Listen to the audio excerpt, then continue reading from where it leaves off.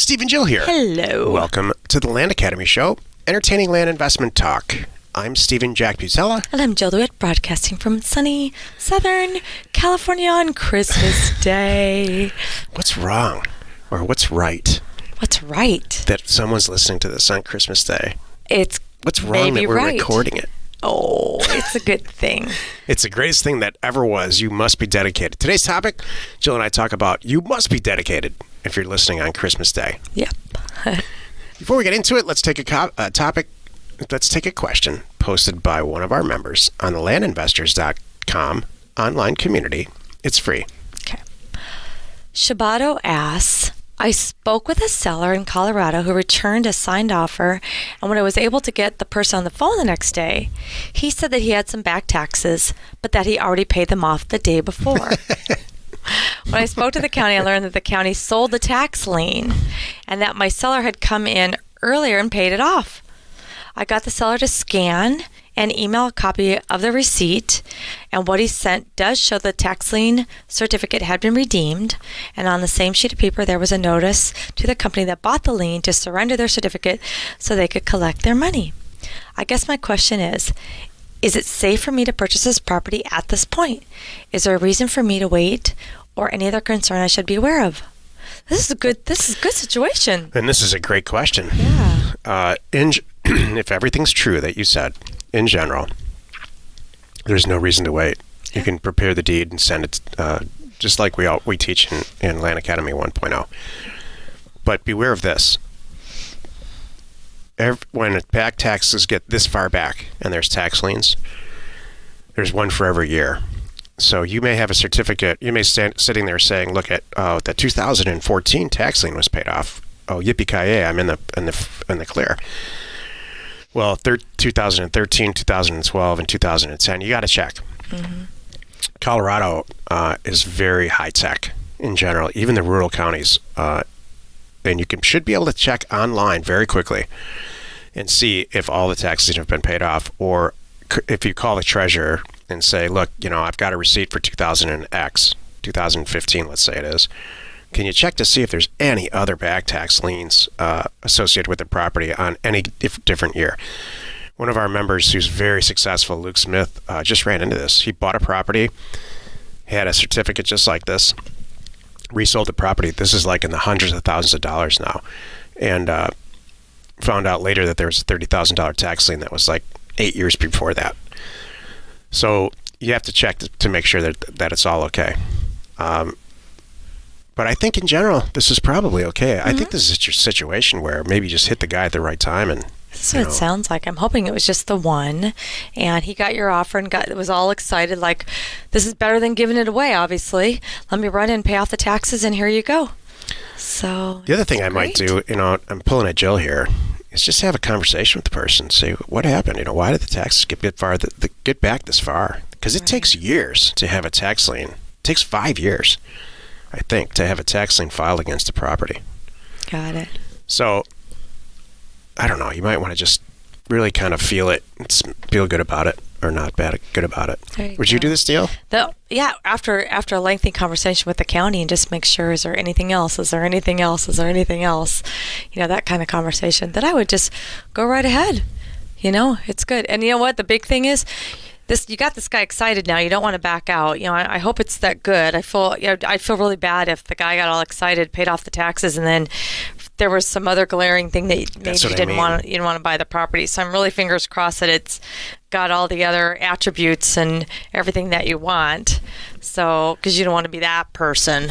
Yeah, make sure you do all the rest of your due diligence. Yeah. Make sure the property's where you want it. It's what you want. Make sure you pull a lien report. If you're a member, you have access to all this. Pull a lien report in Title Pro. Make sure you look up on Parcel Fact. Right. That'll give you a ton of information, like inside of 15 seconds. Exactly. Not exaggerating. It's that fast. Yeah. Today's topic, man, you must be dedicated if you're listening on Christmas Day. This is the meat of the show. Merry Christmas, Steven. Thank you, Jill. So I was thinking about this. I'm like, all right, if you're really listening on Christmas Day, that means a couple things. This can go both ways. That's right. That's why I said that like that. Number one, boy, you're sick of your family. I got some stories. Sweetheart, I gotta go. It's 3:00. It's podcast time. You know that. You know at 3:00, sweetheart. I have to go. I know. Come on, hurry up. Eat, everyone. Wrap it up here. Wrap it up. We gotta eat faster. Eat faster, kids. That's right. Because we gotta go. There's a show I gotta listen to. You know what time it is. This is Dad's time. No, I hope that's not what's going on. But what I was saying is, if you really are this dedicated, man, you are in it. That's what I think. I hate the saying "in it to win it," but I just said it. But that's kind of it. You're in it. You're all in, man. This is your life, and that was reminding me too. That was kind of what Joe said. Joe Martin, who I had on my live show last week on Wednesday. He's like, I'm all in, man. This is my thing.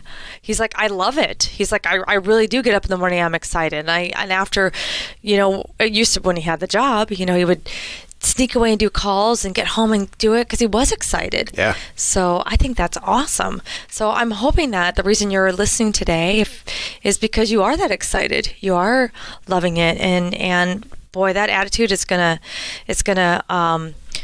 bring a lot. I have 2 more things to say. You want me to? Yeah, okay. for sure. My other thing is, I love that you're all in it too, but please don't go a little too far. Be sure and do spend that quality time with your family. The last thing I want is you to get burnt out on land. It's one thing to be available, It's another not thing to possible. get burnt out. Okay. I don't think. So I just wanted to just make sure you're aware that you're spending time. Maybe if you're not getting burnt out, but you don't want your family to get sick of you because you're never available. Just not happy because of that. Because that can happen. One of my best friends is our lawyer in Scottsdale. Goes to his office on Christmas Day every year and cleans it out and rearranges it every single year. I call him sometimes at like funny. 4:00. Because that's his on alone Christmas time. Day. I call his direct number right at his desk, and he knows that I'm going to call. Yeah. No, because he just can't take it anymore. Yeah. Exactly. That's so funny. As time goes on, it's just more and more okay to tell the truth. I think the internet is the real positive effect one of the positive effects of the internet is that people just True. they go on YouTube or wherever. This is what we do. We sit here and tell the truth, and we have and people listen to it. And so you can finally say, Christmas Day sucks for most people. I love it. I know. Sorry. And I think we're. I love it. I've you know what I miss? I've learned to love it because of you. Do you know what I miss? I miss the days, I'll tell you honestly about Christmas, I miss the days of sitting on the floor and being lost for 2 hours in Legos. Because I loved that. Well, I love everybody loves Christmas below the age of 13. Kids are a little older now, but I might actually just throw some Legos out there just for me and make everybody sit down and do Legos with me. Everybody in our house is getting a new computer on Christmas Day. I know this for a fact because I'm involved in the Santa operation, Right. including Jill. So I think that's what it is now. It's not Legos. It's just getting a new computer and setting it all up and installing the stuff that you want. And you can get lost in that. That's true. I still like the Legos, though. That was fun. What was your, okay, I got to ask. What was your, when the kids were little, like what was the favorite, like, we all have a favorite toy and things that we like to play with. Like, what was your favorite with them? Oh, pick, Legos. Pick one kid. Legos. Oh, was it Legos too? Hands down. Oh, that's good. I do have another one that I like. This was a long time ago.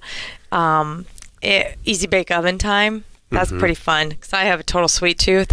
So cracking up in the little Easy Bake Oven and helping kid number 1 do the little batter and the little things and push them through. And I still am shocked that a light bulb can cook a cake. I don't know how that's possible.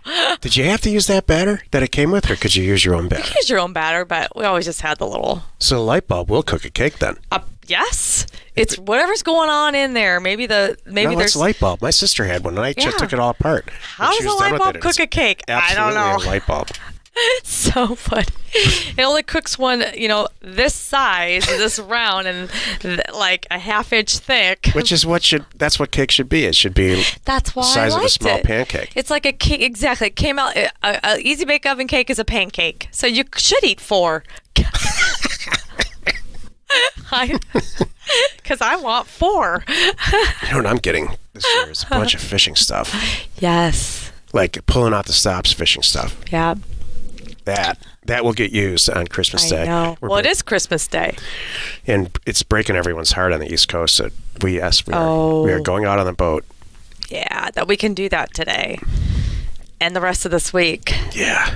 Do that. That's so good. That's very true. It just makes my heart warm, just even thinking about that. That's very true. You know what? You're right. You got to take time off. Yeah. You have to. And have some fun. So. I just, this whole time of year, I said it yesterday, I just love the planning part of it. Planning for 2019. Yep. We're going to dramatically uptick our house buying operation in 2019 and infill lot operation, because we are in the beginning of a mild recession similar to the 90s, the early 90s, in my opinion. Even Alan Greenspan did a whole press release. Not that he's got anything to release, but I think it was 2 or 3 days ago, last week anyway. And he said, yeah, it's coming. It's coming. Because we're in that time where Feds are going to either increase interest rates or not. So he had a lot to say about that. I mean, if there's any expert on that, I don't mean to make a weird change here over Christmas, but yeah, I'm like, I was talking about gifts and you took it into interest rates. 2019. That's not a Christmas gift. There's going to be a real estate slowdown. I don't want that under the tree. There's going to be a real estate slowdown in 2019, and that's a really good thing for people in the business. Not real estate agents. It's a really bad thing for them, but you're not a real estate agent. That's why you listen to this show. Exactly. You buy and sell real estate and make some dough. You know, I've got to say one last thing about being available in your land business on Christmas. If you haven't had it yet, be ready for it, because invariably around the holidays, you will get the funniest phone calls from usually buyers. It's sometimes buyers, sometimes sellers. I think it's usually buyers. Remember, we've all had them. So if you want to share them with us, please do put them in the comments section here, because the drunk weird phone call. I'm not kidding. Oh, from the letters? The holidays brings them out, right? Yeah. It is so I forgot about that. Darn funny. So I'm like, this is like, I get excited for it every year. I'm like, all right, who's it gonna be this time, and what's it gonna be? Because these guys are like, it's almost like a guy will call you 3 days in a row drunk buying the same property. You're like, we talked yesterday, and they forget, kind of thing. So it's always there's gonna be something funny. Please record that stuff. Please record it. Please share it with us. So, and be ready. That's half the fun. It is. It's like, that's the treat of being in this business. It's like the lollipop. It's like, I just think when people get, and sellers too, why did you send me this letter? Exactly. My favorite of this, you have voicemails that are recorded at 1:15 in the morning. You're like, oh, this is going to be a good one. Everybody gather around. That's what we do. So, but like I said, the holidays, then it's times 10. So save them, share them. They're awesome. We could do a whole show just listening to those recordings and laughing. Yeah. That's really true. Hey, we'll do that. If you send us enough of them, we'll put them together and share them with everybody. That's good. Well, you've done it again. You spent another 15 minutes or so listening to the Land Academy show. Join us next time for 2019 planning during the downturn. And we answer your questions posted on our online community at landinvestors.com. It's free. You are not alone in your real estate ambition. So tell me, what is your favorite gift or favorite story from Christmas time when you were a child? Do you have anything that funny that happened, or a gift that you just remember? What's your favorite Christmas story? Yeah, so when I was a kid, we would go over to my grandparents' house on Christmas Eve night for dinner and the whole thing.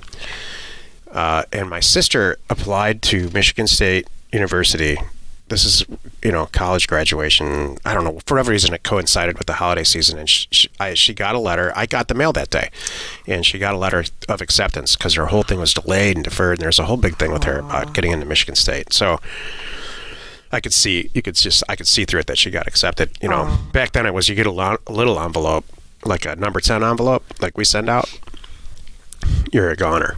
But if you get like a package, that's a bigger envelope and it tells you what, we all knew this. Right. Well, she got the big package, so I wrapped it all up and gave it to her like in front of our whole extended family, and everyone was crying and she was crying, and I was already in college, I was home for college.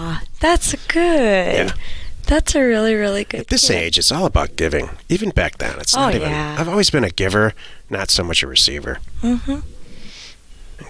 God knows it's the truth with you. Be a giver and a lover.